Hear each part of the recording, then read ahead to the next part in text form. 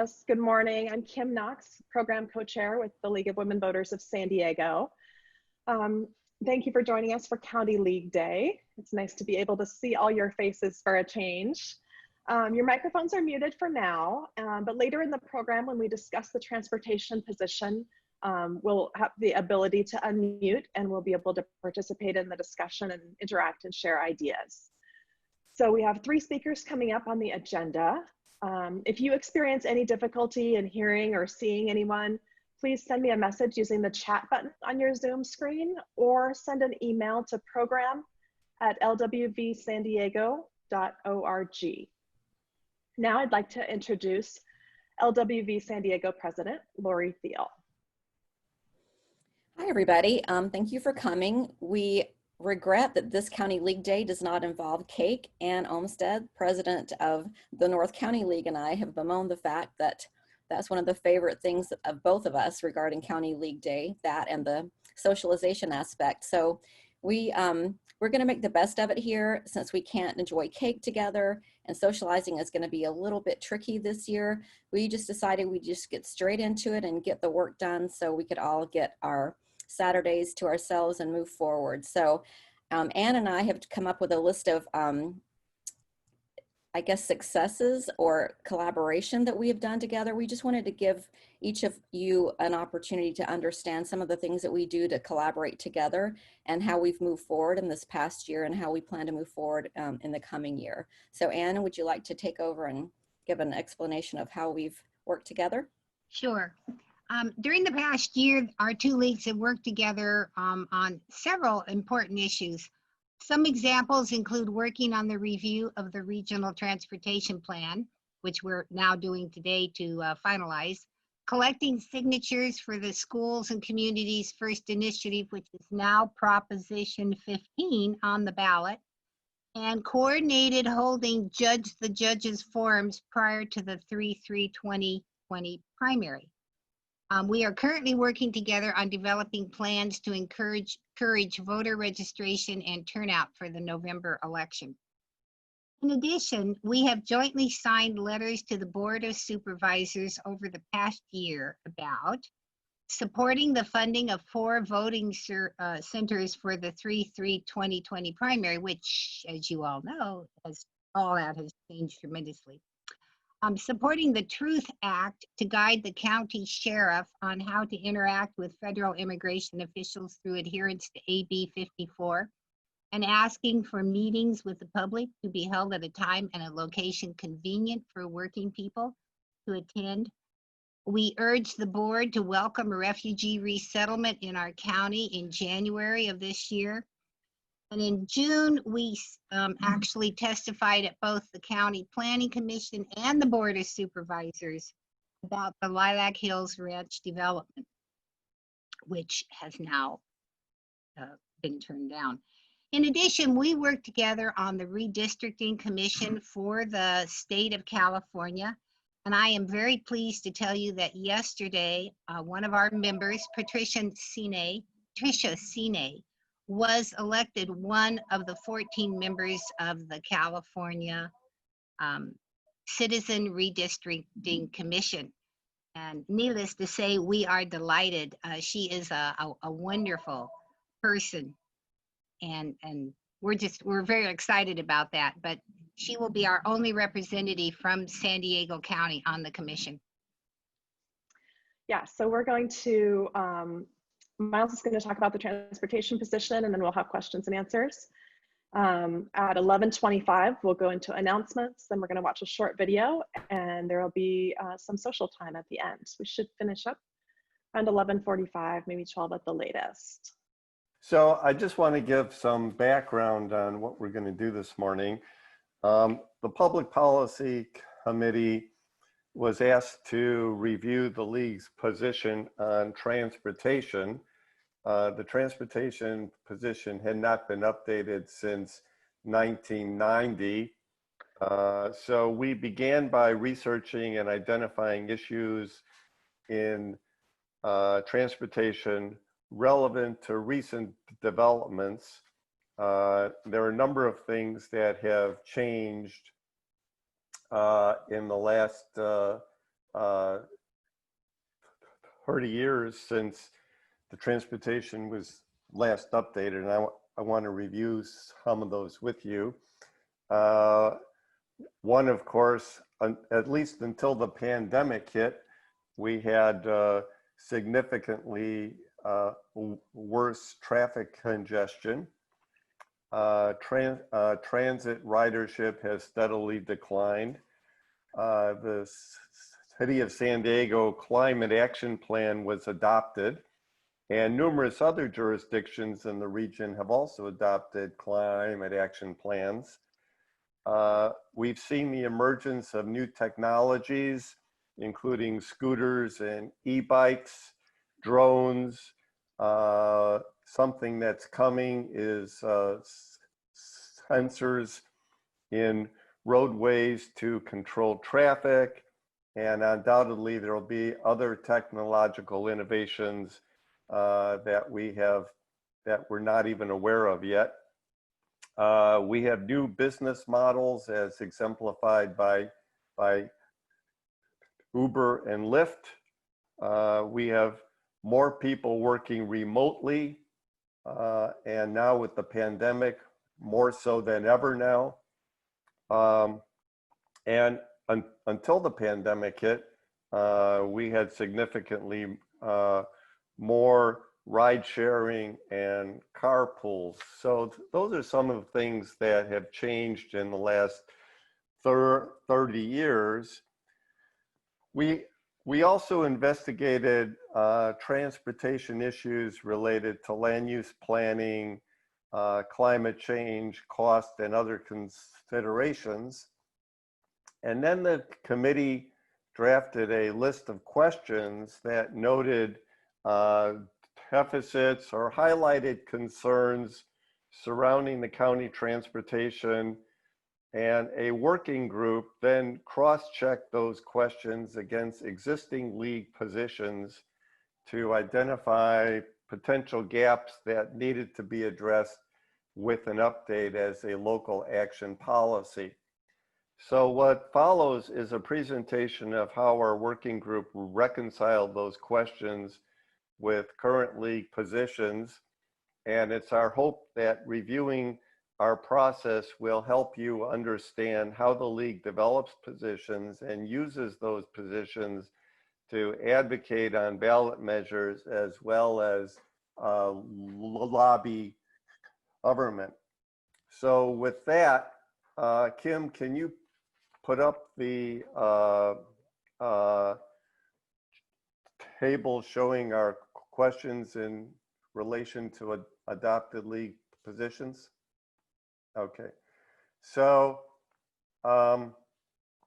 we discovered that virtually all of the questions that we identified could be addressed through the already adopted league state position on transportation. And I think you'll see that one of them is addressed through the climate change action policy. So the first question is, should transportation be planned in relation to land use plans? And you can see state position says transportation and land use planning should be integrated to promote reduced vehicle miles traveled through a jobs housing balance, and requirements that land use development facilitate use of transit and other alternatives to single occupant vehicles. So that clearly seems to address that. In parentheses, League of Women Voters California Transportation 1 simply refers to the specific bullet point that's, that addresses that particular question.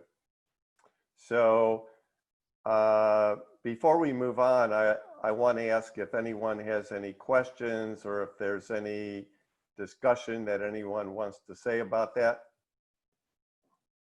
Now everyone is muted, so if you want to In fact, let me go to this last slide. If you want to use raise hands?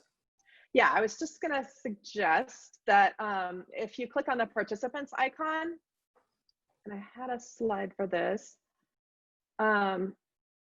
you can use the raise hand icon, which I've circled in yellow here, so that we'll know that you want to speak, and then we will unmute you. Okay, so my question is really a process question. Are we going to have a discussion about everything at the end of a section or at the end, you know, in terms of consensus? What's that procedure going to be? Well, after each question, I'm going to pause like I did now on this one and see if anyone has any questions or comments that they want to make. Yeah, I was just wondering, and then if there are no questions or comments, is it assumed that people are in agreement? Mm-hmm. Okay, thank you. Kim, does anyone else have their hand raised? Yes, I'm going to lower Jane's hand, and Sharon Sorensen is next. Yeah, and I'm sorry, I misspelled my own name. It's Sorensen. Oh, okay. I'm wondering, and you may have said something early on about this and I missed it, but I'm wondering how this effort is coordinated with state law that requires cities and counties to adopt general plans that address land use and transportation under the conservation element or under the circulation element. And in addition to that, they have requirements for conservation elements, so conserving of environmental resources. It looks like a lot of work has gone into this, but I'm wondering how that integrates with the state laws that are current regulations that are in effect right now. Well, first of all, the adopted state transportation position is cognizant of state planning requirements regarding the adoption of general plans, including the circulation element and a land use element. And at the local level, we are as well. Our league monitors the general plan and related planning requirements closely. So at both the state level and the local level, we're aware of those things. Okay. How is this effort that you're working on right now integrate with those?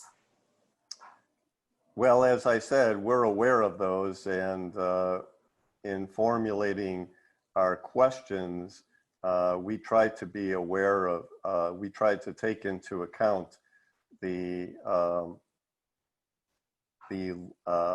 all of the requirements of the general plan and the circulation element in relation to land use. So I think we've done that Okay. as best we can.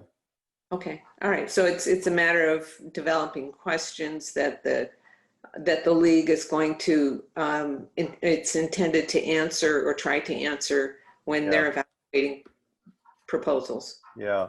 And I should have mentioned in my preliminary remarks, this isn't going to be a consensus process as the league typically thinks of it, because what number one, of course, we have the pandemic to deal with now, but also as we went through our review, we discovered that as I said, the vast majority, if not all of these questions can be addressed through an already adopted state position, or in one case, the also adopted climate action plan, climate change action policy. So as we move forward, we'll be adopting a local action policy to build on this work. Okay, thank you. Mm-hmm. All right, Elizabeth has a question as well. I'm going to ask her to unmute. Yeah, hi, good morning, everyone. I was just wondering if you gave consideration to the smart growth concept and maybe referring to it in some place here, maybe in this section, or that seems to be something everyone's familiar with. Yes, absolutely. I should explain, I'm a retired planner. I worked with the City of San Diego Planning Department for 23 years, and buy totally into the smart growth concept, and in putting together, in doing our work, the entire public policy committee is very supportive of smart growth and encouraging more compact development. And I think you'll see that as we roll through the rest of the questions. Many of them take smart growth considerations into account. Thank you. All right, there are no further questions at this time, so I think we can move forward. Okay. Next slide. Yes. So the next question is, should transit connect major employment centers with residential communities? And again, the same reference that I read with regard to coordination of land use with transportation refers to maintaining a jobs housing balance and requirements that land use development facilitate use of transit and other alternatives to single occupant vehicles, which suggests that indeed transit should connect major employment centers with residential communities. So let's see if anyone has any hands raised on that one. Okay. No hands raised. Okay, let's wait a couple of seconds and see if anyone raises their hand. All right, Sharon is up. Okay. Okay, I'm wondering now, with all the changes that are going on because of COVID and all the people who are working at home now, if this is going to have some kind of a long-range policy impact on what we're doing for transportation planning and this jobs housing balance. It originally was assumed that everybody left home and went to work. Now, with so many people working from home and a lot of businesses closing their offices and people going to work at home, what kind of impact is that going to have, or do you anticipate will have? Well, I think it's still playing out. We don't know for sure how all of this is going to work out in the long run, but we're developing a long-term local action policy here, which we're anticipating would be in effect for a number of years. We're hoping that the pandemic will be over relatively soon, but I've read, and I try to keep up on what's happening, and I do believe that the trend of people working remotely has been accelerated by the pandemic. It was happening before the pandemic, but it's been greatly accelerated with the pandemic. And I think there's a good chance that a lot of that remote working will remain.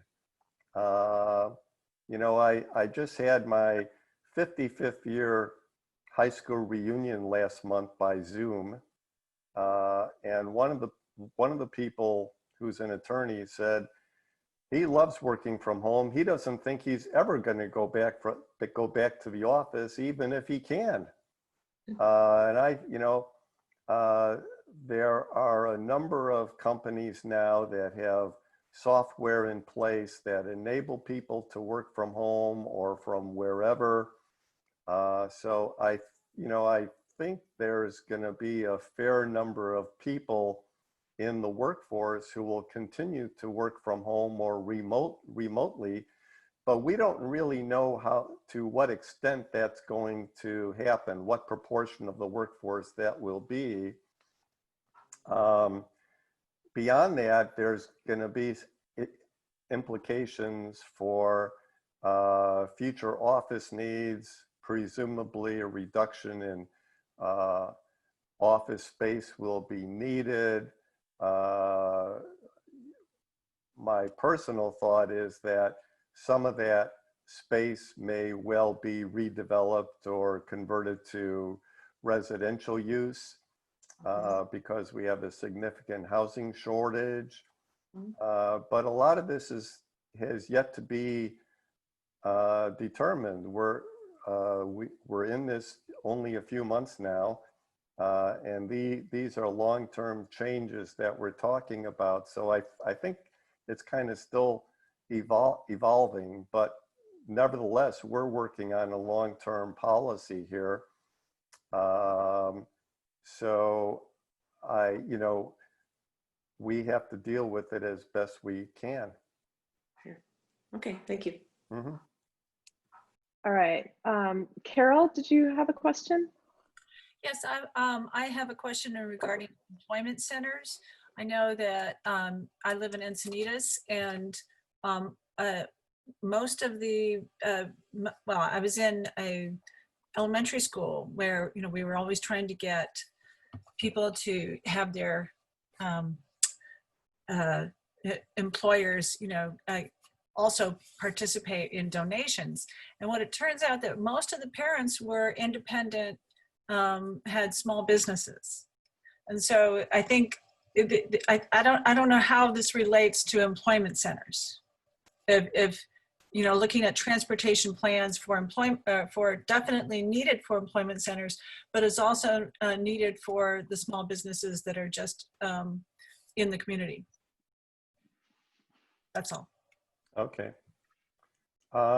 Was there a question there, or was that?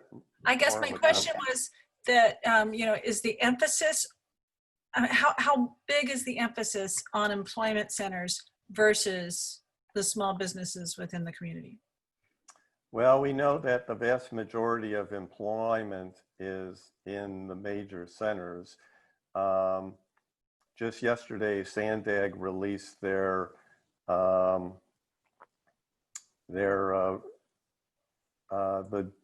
details of their regional transportation plan update, and they're envisioning a mix of commuter rail and more light rail,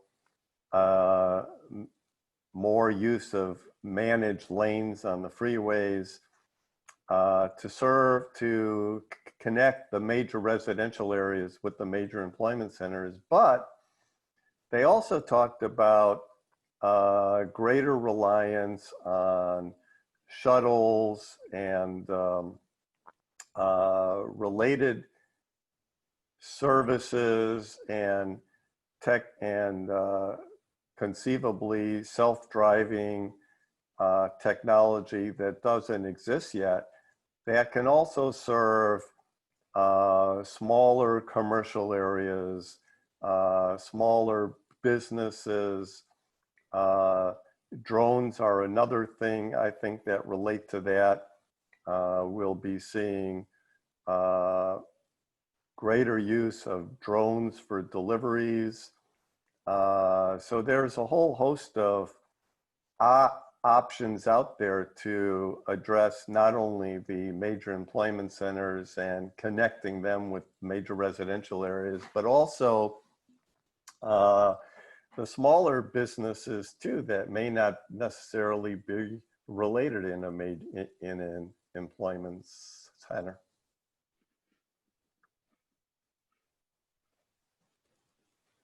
All right, Laura had a question as well, and I'm gonna unmute her. And while she's coming on, I'm just going to switch my screen sharing to a different device. So we'll be right back. Hi, I just had a couple questions actually looking at that slide. One thing you say is to reduce miles. That seems pretty non-specific. Is there a way to say to meet certain standards or to achieve certain specific objectives? Because to reduce is a little soft. And also, since I'm new to this and reading it for the first time, through a jobs housing balance, I'm not sure what that means. Okay, I'll try to address that. Well, first, we're talking about reducing vehicle miles traveled, which is now a state requirement. We also want to meet the greenhouse gas emission standards, which are in the various adopted climate action plans. And in order to do that, we have to reduce vehicle miles traveled and reduce our reliance on automobiles and increase reliance on alternative transportation modes, including the various forms of transit. And that plays directly into making our communities more compact and more smart growth oriented, and making them more pedestrian friendly and more bikeable. All of those things relate to reducing vehicle miles traveled and meeting our greenhouse gas emission reduction standards in the climate action plans. The term jobs housing balance simply refers to locating jobs and housing in reasonable proximity to one another to minimize long commutes and create a sense of balance there. And a related concept is jobs housing fit, which means that we also need to be thinking about the cost of housing in relation to incomes produced by the various jobs. So if we have a lot of low wage jobs in a particular area, for example, we know downtown there, when in non-pandemic times, when our tourism industry is strong, we have a lot of low wage jobs downtown in the hotels and tourism industry. That creates a need for low income housing also, so that we have that balance. So that's what that's referencing. All right, thank you. I didn't want to hold you up, but thank you. Your explanation, and I guess that'll be in the position issue statements, right? All the details and clarification you just gave. Yeah, we'll be working on a draft of a local action policy as a follow-up to this meeting. All right, thank you. All right, there's no more hands up. Are we ready to go to the next slide? I think so, yes. Okay, so the next question is 2A, should the San Diego region have a transportation system which meets the following standards: safety, adequate funding, convenient and available transit service, and favorable environmental qualities? So the adopted state transportation position in brief, which is right at the top of the position, says, support a transportation system to move people and goods, which includes a variety of transportation modes with emphasis on increased public transportation services and other viable alternatives to reduce vehicle miles traveled, is efficient, convenient, and cost-effective, is safe and secure, serves all segments of the population and diverse geographic needs, minimizes harmful effects on the environment, is integrated with land use, and is supported by extensive public education. So that seems to address most, if not all, of the qualities which are stated in the question.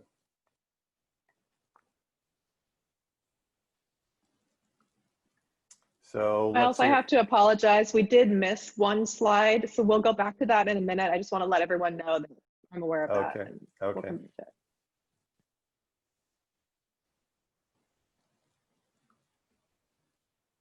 So does anyone have any hands raised?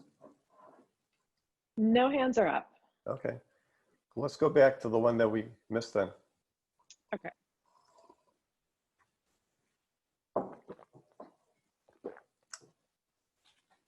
Okay, so we excuse me. We missed 1C, which says, should mixed use zoning near transit be encouraged in order to facilitate convenience and reduce trips? And the same bullet point that I referenced earlier is applicable here as well. Transportation and land use planning should be integrated to promote reduced vehicle miles traveled through a jobs housing balance and requirements that land use development facilitate use of transit and other alternatives to single occupant vehicles. What's most relevant here is that it says transportation and land use planning should be integrated, which means they need to be done jointly with one another, as well as the reference to jobs housing balance that I mentioned a couple of minutes ago. So that all of that suggests that mixed use zoning should be encouraged near transit in order to facilitate convenience and reduce trips.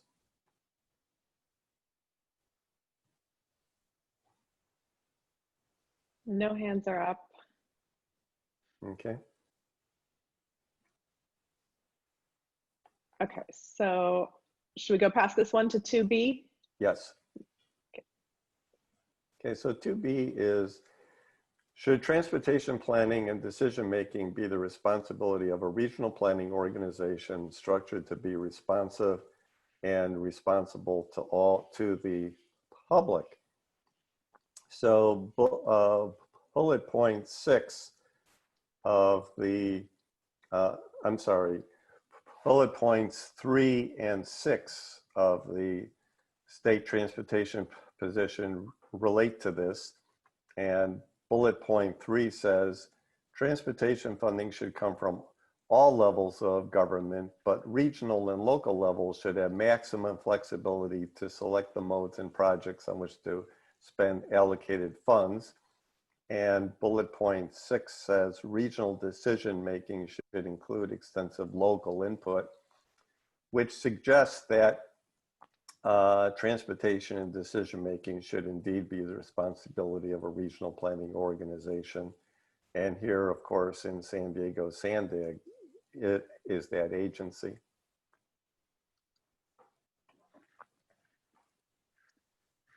All right, I see no hands.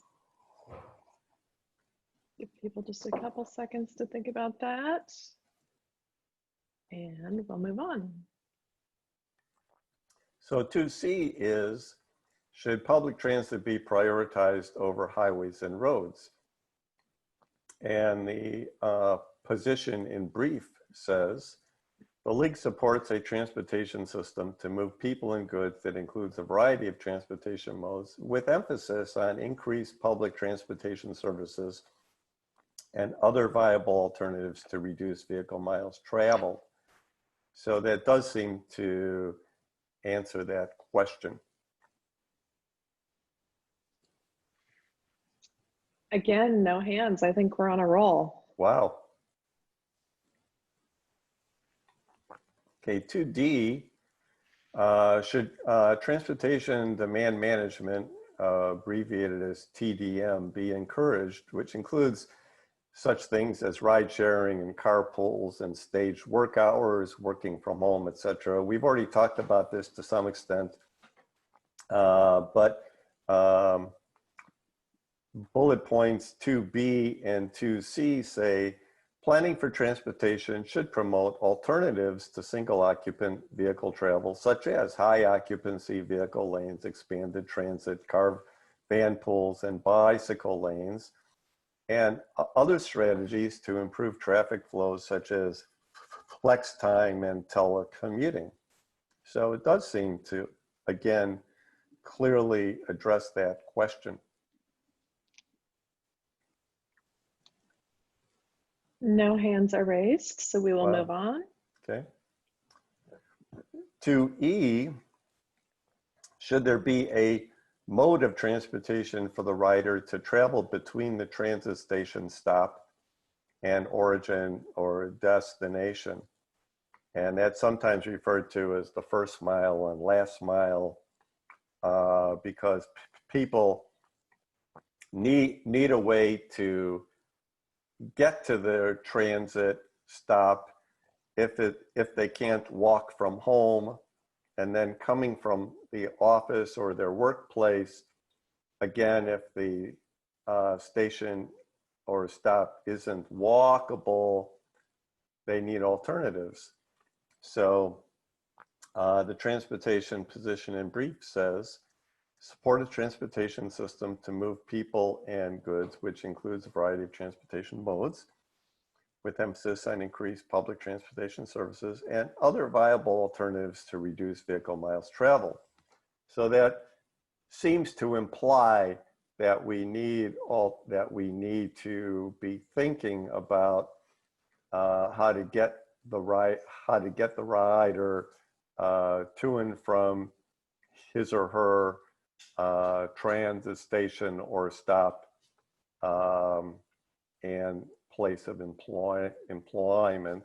And all of that, of course, does reduce vehicle miles traveled.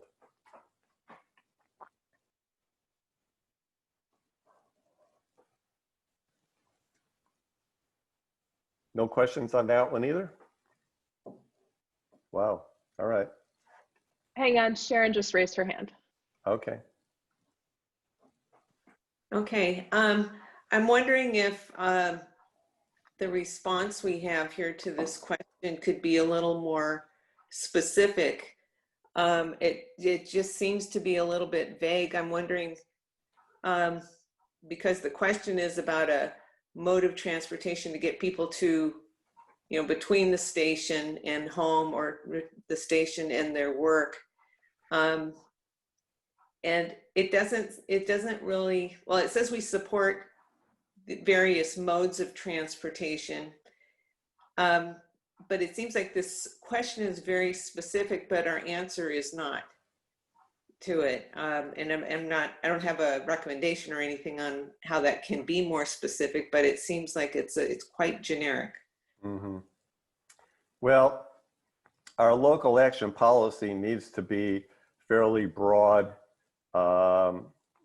Anyhow, we don't want to make it too specific because it's a long-term policy, and if we make it too specific, it may be difficult to use it to lobby government on specific issues, or as a means to take positions on specific ballot measures. But are you also asking what some of those alternatives to provide those kinds of connections might be? No, not so much that as maybe responding in a more definitive way of saying the league does support these additional modes of transportation between home and the station and work in the station. Because let's say a project comes up in the future, and the league doesn't take a position on it for providing some additional modes of transportation between those uses. It's this particular question that goes to the heart of that. And it seems that we need to take a stand and say, yes, we do feel there should be a mode of transportation between various work centers and homes or residential areas, and not leave it so vague. I think we really need to drive home the point that we do support this. That's a good comment, and I think we can address that in our as we draft our local action policy, because that enables us to develop more specific bullets that build on the adopted state transportation position to respond to local concerns specifically. Okay. Elizabeth has her hand. Thank you for raising that point. Okay. I probably have the same point with each, and not that I've thought of it with each of these, it just came to mind on this one, but kind of really answering the question in our response. Mm-hmm. Okay, thank you. Mm-hmm. Yeah, my question on this is Elizabeth. Maybe you could introduce the term scalable in bullet point, because I always see those giant buses with one person on them and think, gee, wouldn't it be better if there were a lot of smaller little buses? So something that would encourage that idea that there are different, modes of transportation of different sizes that should be considered. That's a good point also. And yesterday, I watched the Sandag meeting where they unveiled their regional transportation plan in greater detail. And they showed numerous slides of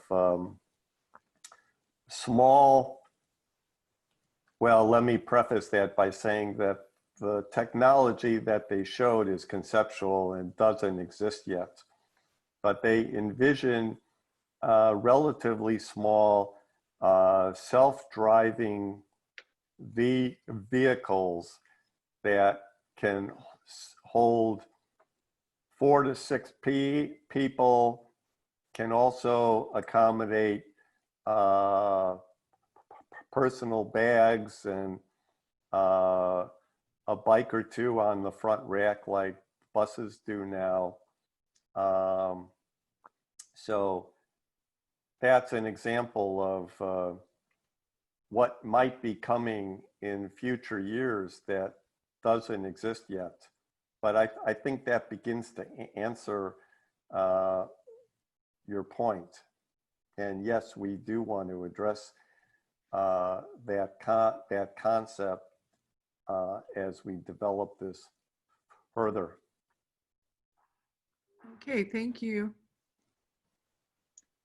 All right, there are no other hands up, so we'll move on.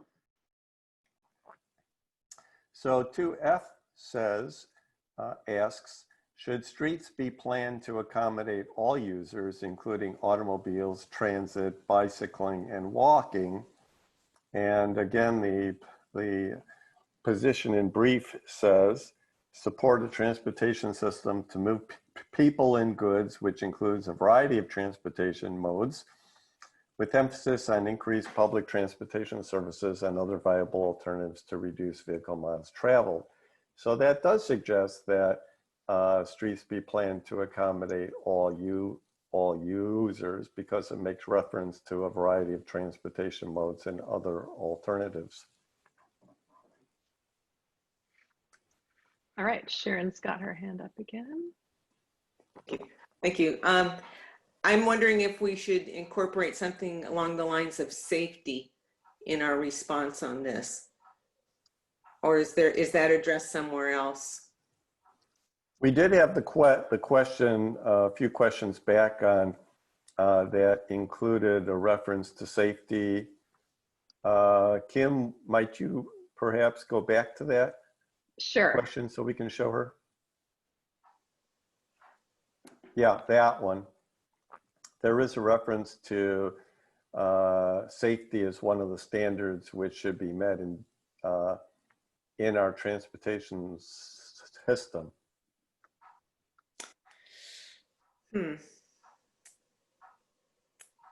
But now we're getting down to the more specific question of the streets themselves. Mm-hmm.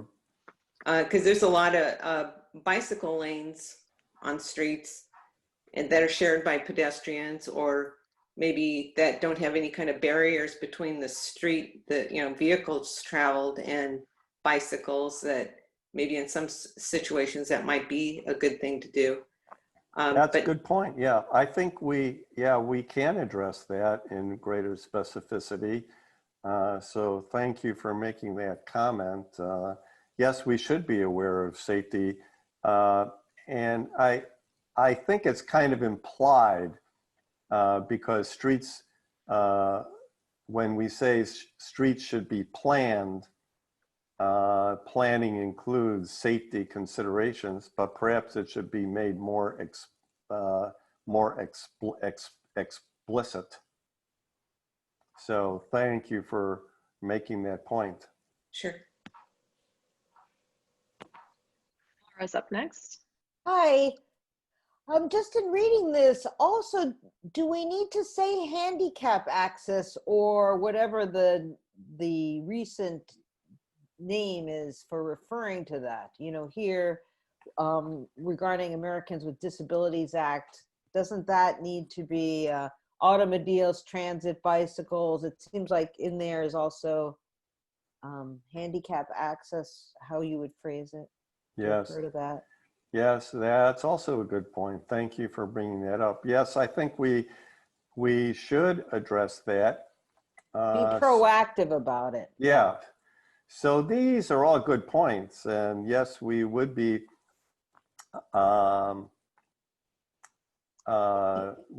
we should address that as we develop our local action policy. I just want to say, you know, I know this organization, there's all this talk about equity and systemic change, and it's we have to think of, I'm not saying we necessarily we, but we, the big we, have to think of how do you work it into everything, thinking about equitable access to, you know, what life has to offer. Okay. All right, Mary Thompson has her hand up. Thank you. In the broad language under 2A, the state position, upon most of this thinking is based, does talk about serving all segments of the population. And so again, that's broad language, and to Miles' point and to the wonderful points that have been raised here, when it comes down to the actual action policy, that's when this can be then distilled into the specifics. But the value of having the state position in broad language gives wonderful leeway to do that very specific action planning work when ready to be applied to a specific local question. But having the state position stated so broadly saves us from actually having to do a study.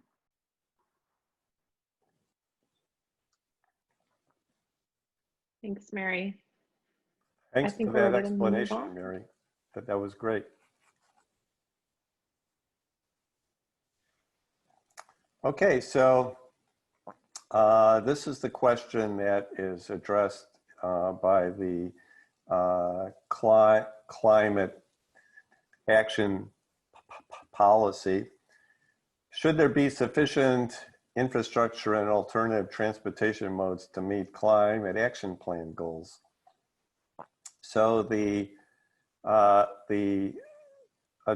state adopted climate change action policy says the League supports a transportation system to move people and goods that includes a variety of transportation modes with emphasis on increased public transportation services and other viable alternatives to reduce vehicle miles traveled, is efficient, convenient, and cost-effective, is safe and secure, serves all segments of the population and diverse geographic needs, minimizes harmful effect on the environment, is integrated for land use, and is supported by extensive public education. Okay, so that's actually the transportation position in brief, but then what follows below is from the climate change action policy, which says promote energy conservation and efficiency in transportation, buildings, and infrastructure, including energy efficiency standards and land use policies that reduce vehicle miles traveled, promote carbon pricing by market mechanisms such as cap and trade systems and carbon taxes, and promote a clean, low carbon energy economy that is sustainable, including all forms of renewable energy and transportation infrastructure. So that does clearly say that there should be sufficient infrastructure and alternative transportation modes to meet climate action plan goals.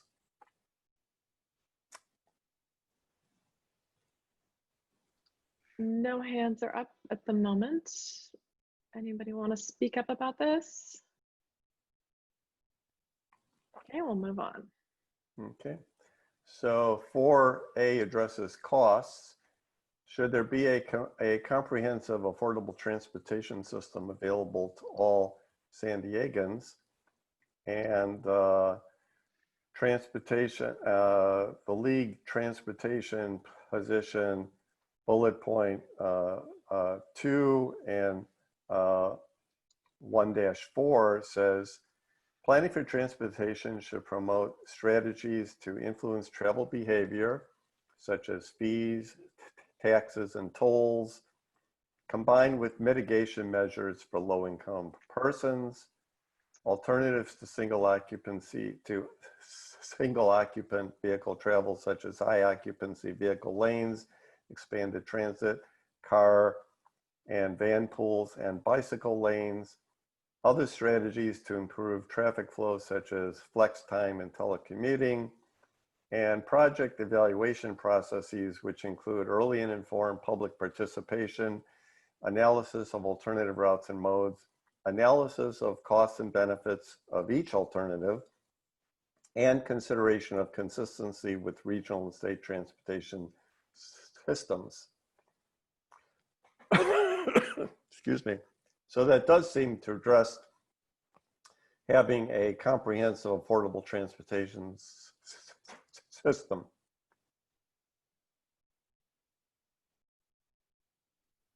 Okay, no hands are up.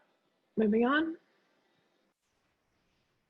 So 4B says, also on costs, should public transit be subsidized to maximize ridership, or should fares be designed to make the system self-supporting? So bullet points 2 and 3 address this, and bullet point 2 says, planning for transportation should promote strategies to influence travel behavior such as fees, taxes, and tolls, combined with mitigation measures for low-income persons, which would suggest subsidies.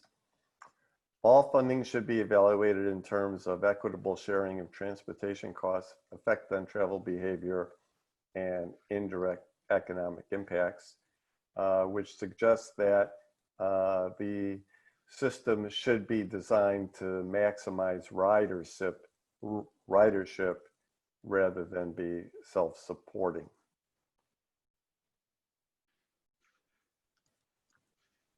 Okay, Suzanne has her hand up. Okay.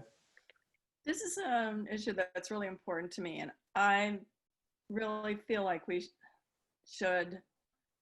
that public transportation is going to have to be subsidized and should be subsidized with taxes. And I don't understand why we try to say that it's going to be self-sustaining.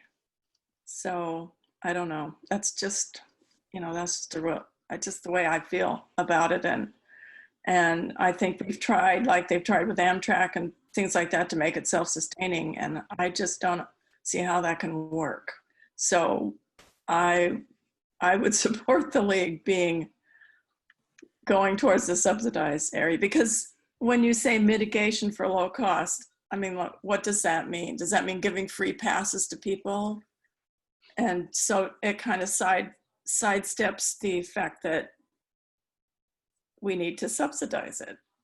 If we have to use taxes and everything to make it available to everybody, we need to do that.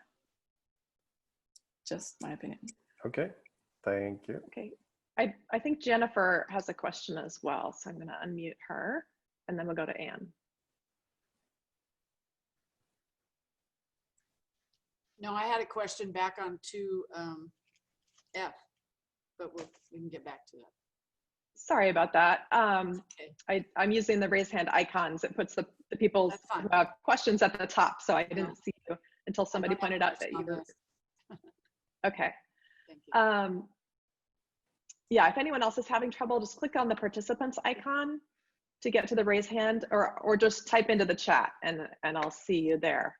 Anyways, Ann Olmsted has a question, so I'm gonna unmute her. Actually, it's the other Ann. Are you there, Ann? Jeannie Brown also has a question. If she's ready first, she can go ahead. Okay, I'm just wondering, or going to suggest that part of the action plan, we could, when we're looking at subsidizing mass transit, perhaps we should look at the costs of travel by car, because although we think of our personal costs, buying the car, paying for gas, the cost of the roads, the cost of all the things that, bridges, everything else that has to do with the cost of the land to build all these freeways. We rarely talk about how expensive it is to have cars, never mind the cost to health. So that I think every mile of freeway costs a couple $1 million. So that, I think we never look at that. And perhaps part of the action thing would be to calculate how much it costs the community to provide roads versus subsidizing mass transit. Okay. Thanks for that comment, Jeannie, and we'll try to take that into account as we develop the policy. The action. Right. All right, Anne, go ahead. Yes, I was going to say that I have never heard of any transportation that is self-supporting. Never. I mean, they always seem to have to be subsidized. So I just think we should face up to it. And I'm for more maximizing ridership. I do think somehow those who can pay should pay something or more. But anyway, I'm for maximizing ridership. All right, Rinky Pollock is next, and then Elizabeth. Hi, I'm brand new to this group, and I'm not sure if this is appropriate when we talk about subsidizing. The school systems have cut all the costs for busing, and anybody who's got kids in school, they're dropping their kids off, they're picking their kids up. That's an awful lot of miles. And I would like to see them put in some kind of subsidizing for kids going to school, that they would automatically get bus passes.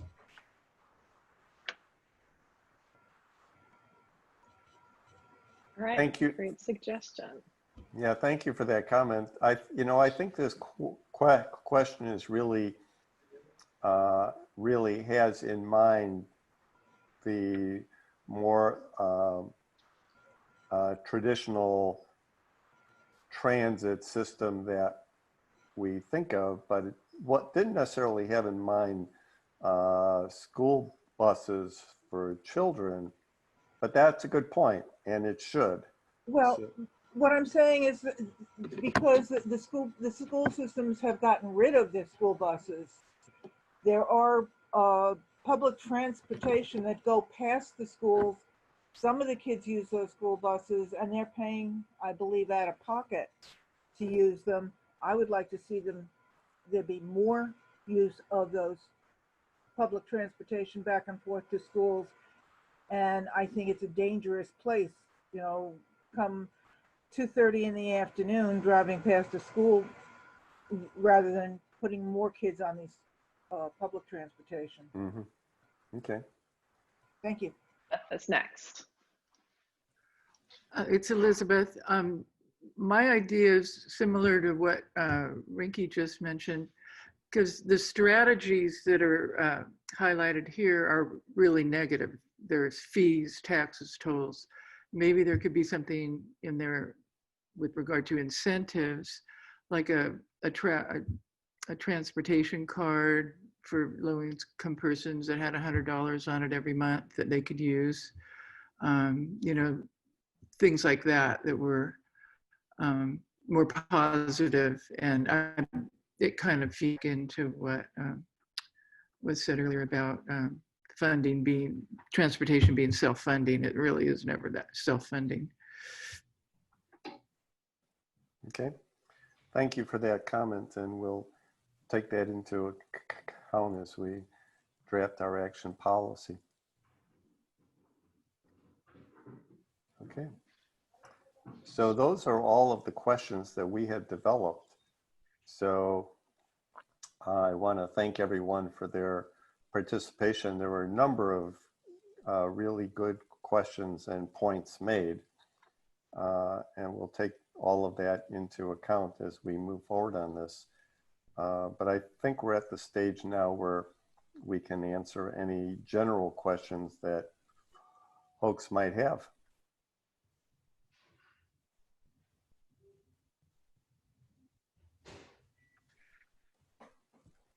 I don't see any hands going up, but I'm sure people are thinking.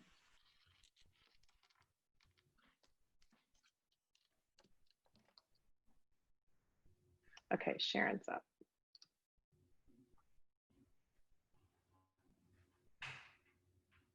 Okay, I'm wondering, are we going to have an opportunity to review the local action policy once it's drafted?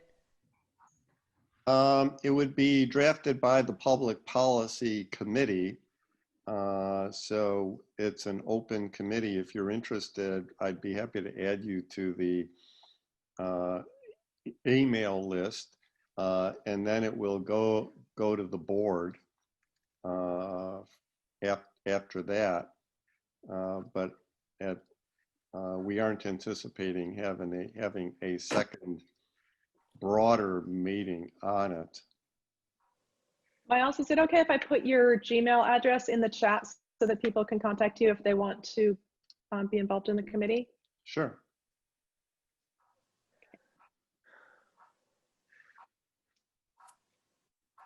All right, anyone else have questions?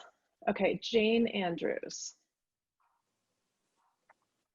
Miles, I was wondering if you have a time frame for developing the climate action plan, and then also, does North County develop its own climate action plan, or is it a county-wide one? Are you referring to the local action policy?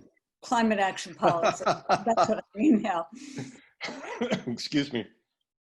Yeah, I think you're referring to the local action correct transportation policy. So I'm thinking we would probably work, the Public Policy Committee would probably work on that in the fall.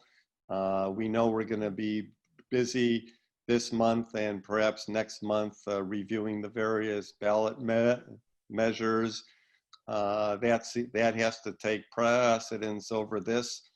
So I'm anticipating we may be working on this perhaps in October and November.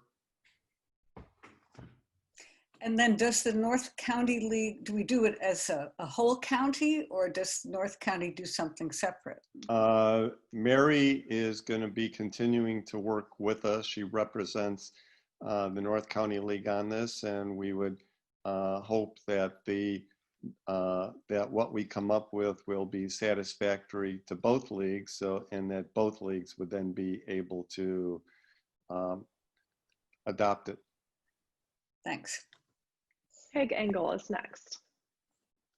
Hi, Miles. I wonder if you could elaborate a little bit on this strategy of transportation demand management. Is that a public policy an employer incentive policy? It seems like it might be relevant, like when we talk about subsidizing transit for students. Would that fall under that? Is that a tool that might be especially useful in the San Diego area?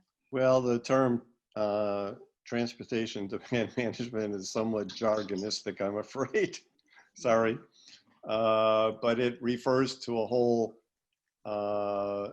toolbox set of things that, you know, include flex time and ride sharing and carpooling and working remotely away from your work location, staggered work hours. It could conceivably include subsidies for students to get to and from school. Was that your thought?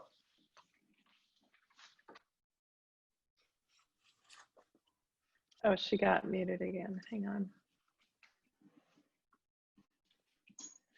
Okay, yeah, I just was thinking in terms of if this was a point of advocacy for the league, you know, that the league would like to see transportation demand management implemented.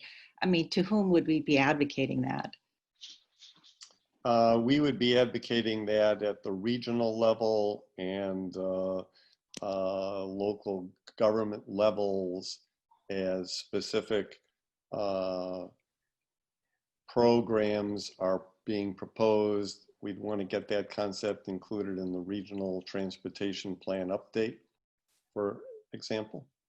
Yeah, I just think it sounds good. Thank you. Mm-hmm.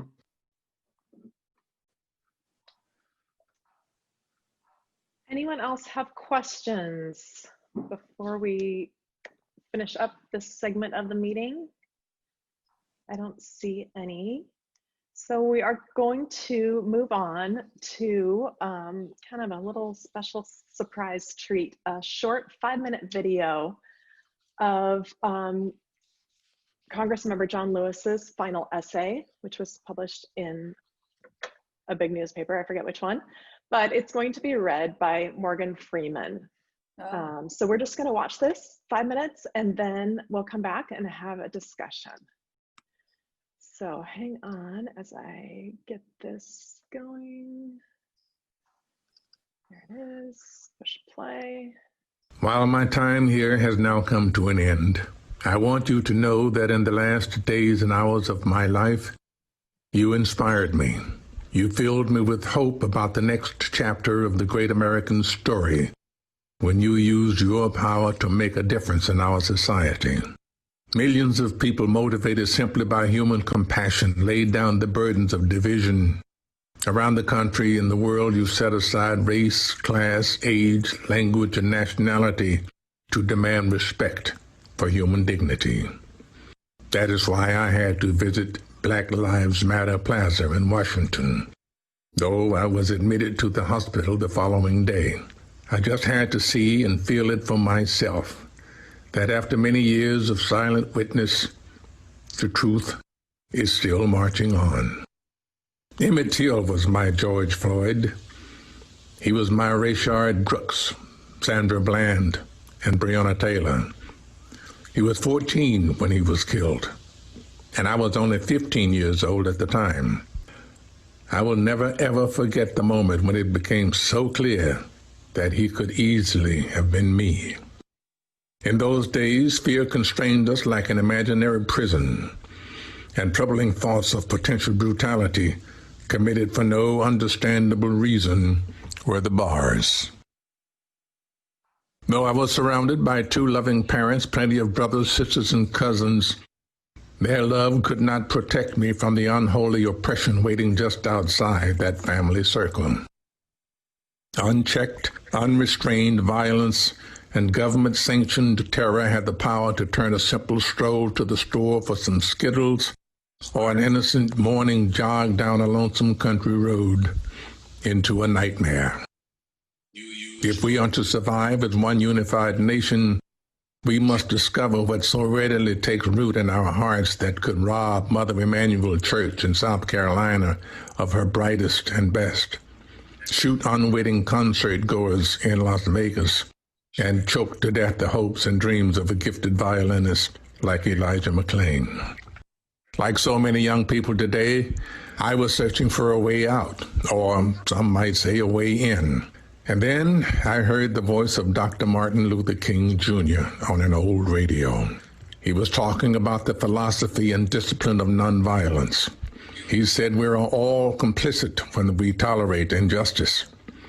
He said it is not enough to say it will get better by and by.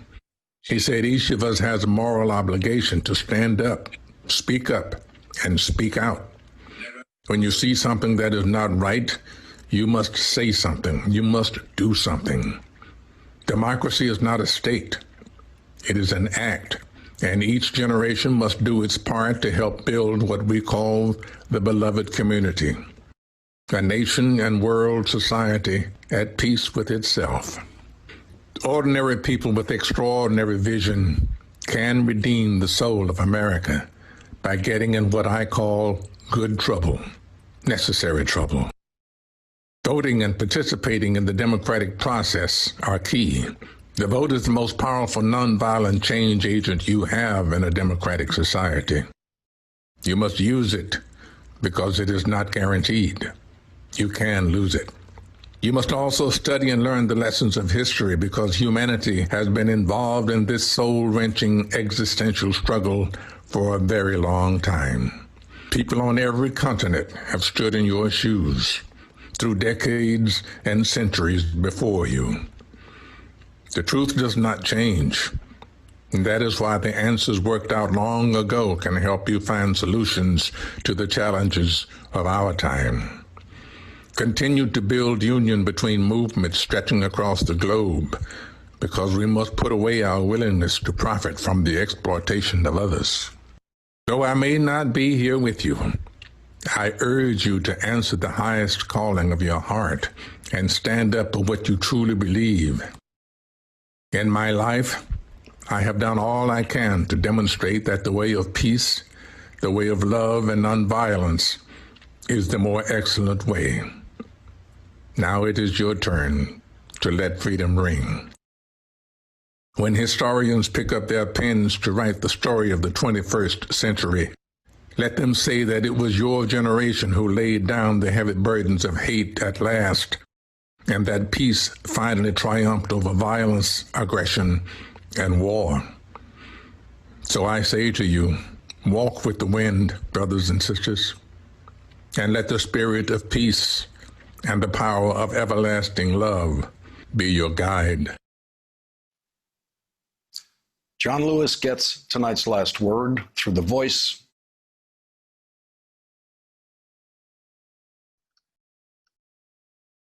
All right, so just gonna ask if anyone wants to share a thought or something that they took away from that video.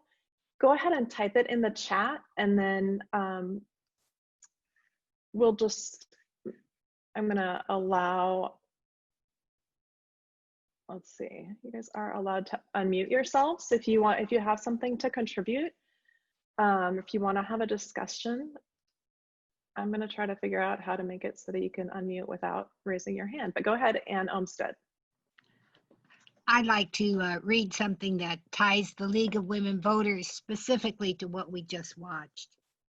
This is a quote from Carrie Chapman Catt, who is the founder of the League of Women Voters with a lot of other women.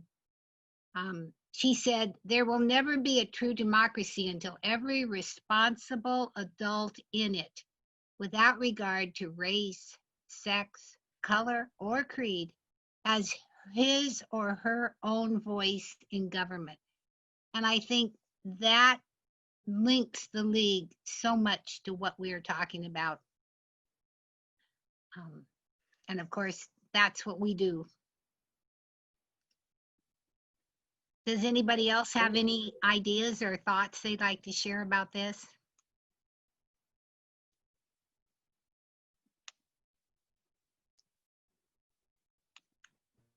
Well, I'll just add, one of the reasons we decided to show this clip is because it's obviously very moving, and it gets right to the heart of, kind of where we are as a nation right now, and as where we are as, you know, our organization, what our mission is and how important it is and how long it's been important to move forward and push for voting rights and, you know, voting empowerment and the things that we do. You know, it's important now, and it's been important for years. We're a 100-year-old organization, and, you know, we've been fighting this fight for people, for individuals, for women and men for 100 years. And I would love to see the day when it's no longer a fight. So. I agree with Lori. Feel free, if anyone else wants to speak, you can unmute yourselves now. I'd like to say something. The book club has been reading a book called White Fragility, and I think the League more and more is starting to address white privilege. And what John Lewis is saying brings back one of my favorite quotes, which is that if you don't have a seat at the table, you're probably on the menu. And that is, I think that is what a lot of Americans have felt over the years, that only white, most often white males, had a seat at the table, and the rest of us were appetizers or whatever. So. I'll chime in. I posted his words on my Facebook page, but seeing the video is so much more powerful than just reading the words in print. And I think we need to keep in mind what he said every day. And the tendency is to, it's hard to keep what he said in the forefront of our brains every day. But his message is so powerful and resonates today more than ever. So I just think we need to try to keep his message in the forefront of our minds at all times moving forward on this. And hopefully we can see some significant progress on reducing racism and expanding voting rights, and really treating everybody equally, as the Declaration of Independence said, and we've never really done that. So we need to really do that, and it would be great to see the country as a whole really adopt those words in a meaningful way. Right. I have a concern, a growing concern, I'm sure a lot of people share, about how divisive the country has become. And these issues, while we can agree to the words of John Lewis and others, not everybody agrees. And the divisiveness itself is creating a vacuum in this country, and it's being made up, being filled by players who want to see us a more divided country. And I would like to see organizations such as the League and others try to do more to bridge that division in the country. And that's really about all I wanted to mention. I would just like to say thank you to those of you who decided to post this powerful message. This is the third time I've seen it. It doesn't lose anything in seeing it repeatedly. And to those of you who've done the added quotations, thank you very much. And in terms of divisiveness, I saw something the other day that was really powerful. History has shown us being divided from the birth of the country. And it did the history over time through the world wars, through the Vietnam objections, through all sorts of things, and that it is up to us to find ways to move forward with common ground. So I love the League. I'm a long time member, and I see some of my long time member friends here today. So yes, hi Ronnie. We do the heart thing, you know, I love it. But thank you. It seems like the bottom line is fear. People are afraid to fall to the bottom of the bucket, so to speak, when we try to deal with equality. So I agree with Jeannie on that white fragility thing. I think it really gave us a lot of vocabulary that can be common for expressing different ways of looking at the same issue. And to take her comment about the being on the menu, it is different when you're looking at the menu and are on the menu. So, but you certainly don't want to be on the menu. So a lot of people feel that that's where they'll be if they give up anything. Instead of, it's kind of like, you know, what they say about love, that the more you love, the more there is to share. A lot of people just don't believe that. So that's going to be, I think, one of our huge problems, and all the idea to name that fear, and then to get people to understand that it's the opposite of what they're thinking will happen if they expand their circles. Great point. Jane Andrews has her hand up. Go ahead, you. Jane. So I thank you for posting it. It was just beautiful to see in here, and I hadn't seen it before, although I read his words. But I was thinking about, what does this mean for our local leagues here? And I do think that the League is an organization that does bridge in ways that many do not, bridging different points of view, and that's a real plus in this era with so much inequity and division. But I also think we really need to be mindful of the systemic inequities, especially economic ones, with people of color across the board. And I think that, you know, looking at day-to-day policy decisions, whether it's funding about public transportation or public health, this is where a lot of that plays out. And, you know, the League has an important voice with that. But the other thing that I really wanted to say is, I think it's terrific that the San Diego League has been working so closely and more closely with the NAACP. I think our reaching out to bridge with organizations with people of color in particular is very important, and I'm proud of that. Thanks, Jane. Elizabeth also has her hand up. Yeah, what I was really struck by Congressman Lewis's story was that when they crossed the Edmund Pettus Bridge, they were just fighting for the right to vote. That was within our lifetimes. It didn't go back 100 years to the women's right to vote. It was that they were being denied the ability to vote all across the South. And then Obama referred to it also when he talked about counting the jelly beans.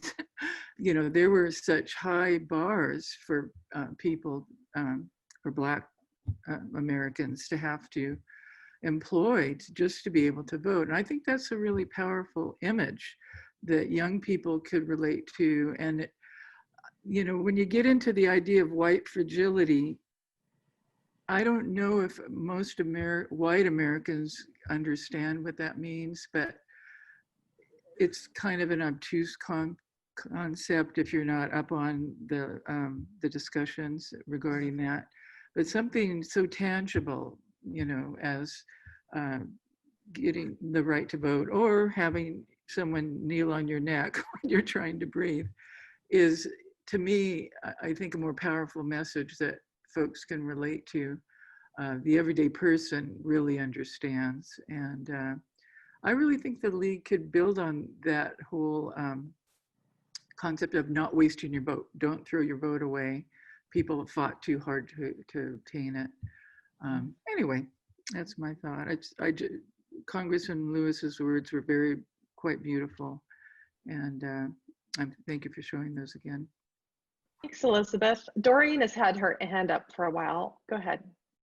Well, I hope in the future that the League will mirror the diverse society that we have today. And that I really think that we need to look at the many ethnic groups and encourage them to join us. I don't know if we've done that as much as we could or should be doing. Yes, we're definitely working on that. Nancy Telford.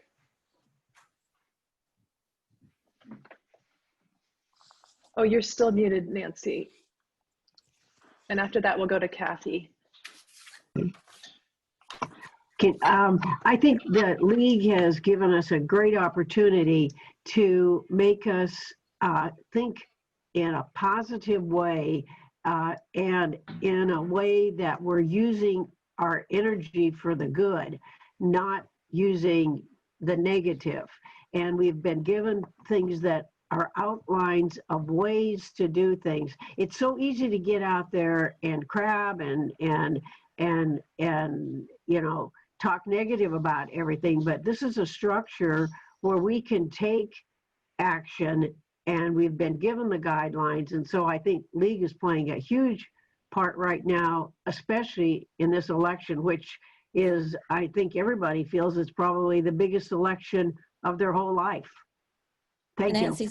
To Nancy's point, I just want to tag on to that before we move forward and let you all know that that our League has created a program called 101 Days of Action, Yes. where if you sign up for it or follow us on social media, you will get a daily opportunity to participate in democracy. So we have laid out 101 opportunities for you to take political action, obviously in a nonpartisan way, to help support democracy. Everything from registering to vote, checking your registration, signing up for ballot tracks, attending events, et cetera, et cetera. It's a very broad array of opportunities. Some will take 30 seconds and some require you to, you know, read a book.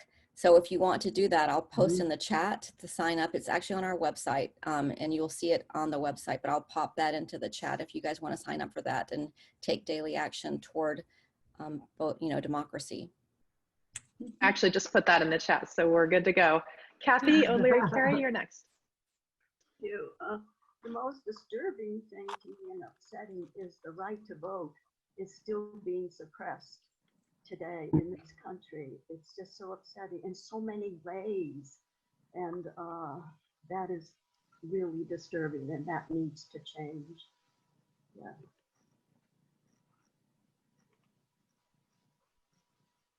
I agree with you. Was someone else going to speak?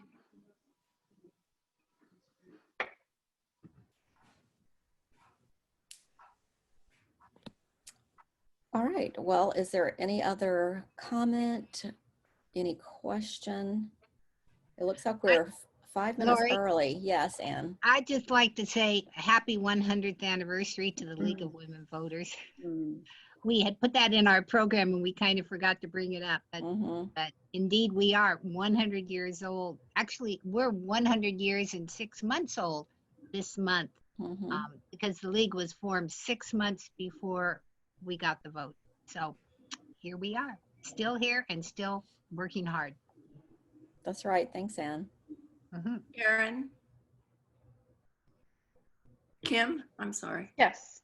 I just want to encourage everybody to reach out in social media and follow us all. Our league, the North County League and the San Diego League. You can subscribe to everything. And I think that if we want to really get our message out, that's the way we need to do it today. So, you know me, I'm always pushing social media. Good point. Thank you. Thank Kathy? you, everyone. Oh. Go ahead, Kathy. Oh, I just remembered going back to transportation, there is a city in the United States where the public transportation by bus is free. I wish I could remember the name of the city. It's not a little city, it's a good sized city. Is it Portland? Sorry? Is it Portland? I know their You city know, center is. It could be, Jeannie. Yeah, maybe. It's not. I mean, some resort towns like Mammoth have free bus loops, at least seasonally. In Alaska, if you're over 65, all the public transportation is free. Not here. Where, Rinky? In Fairbanks, Alaska. I know it was Fairbanks. I think Anchorage as well. Oh, it's that oil money. You know, when the league was founded, it was only going to be temporary because as soon as everybody registered to vote, we'd have democracy in place. So What happened, Dana? I have some early correspondence, 1920s, about you got to form this, and it will just be for a little while. As soon as we get women to vote. Yeah. All problems solved. Right, Jeannie. Yeah. All right. Well, if there's no more conversation about the movie or the transportation portion of this program, if there are no other announcements, so it looks like we're ending up right about on time. Anne, do you have anything else you'd like to add? I'm just going to put a link in the chat for the Women's Equality Day celebration that's being put on by the Women's Museum of California in conjunction with the Centennial Celebration Coalition. This is going to be similar to the event you may have attended in the past in the park in Balboa Park, where the suffragists, actors playing the suffragists, recite speeches, and then there's a parade around the park. It's going to be a little different this year because it'll be online, but it's going to be a really nice production. A lot of work has gone into it, and I hope you'll be able to join. So the Eventbrite link is there, and that'll be on August 26th at 5 p.m. And I wanted to say thank you to everyone who came today. I think we learned a whole lot about how we can use state positions in order to achieve our goals. And I do want to say that I have been told repeatedly by state board members that taking a liberal interpretation of an existing state position is absolutely the way to go. As long as your board agrees, you can say almost anything if you can make a link to an existing position. Thank you. Thanks, Anne. Thanks to all of you that did such a great job and all the hard work you've done on organizing this. It was great, and it's wonderful to see all of the new members. We've got a large number of new members from our league, North County, as well as seasoned members. So, but it's really great to see all. I don't know what else to say, but it's great to see the new members that are taking and some of the salient points that they have made today, and it's just great seeing old friends too. So anyway, thank you very much. Yeah, sorry about the cake. A big regret. Well, everybody go have a piece of cake now. Absolutely. Thank All right. you. Thanks, Bye. everyone. Everybody. Bye. Bye. Bye, everybody. Bye. Thank you, Miles. Stay safe. Thanks, Mom.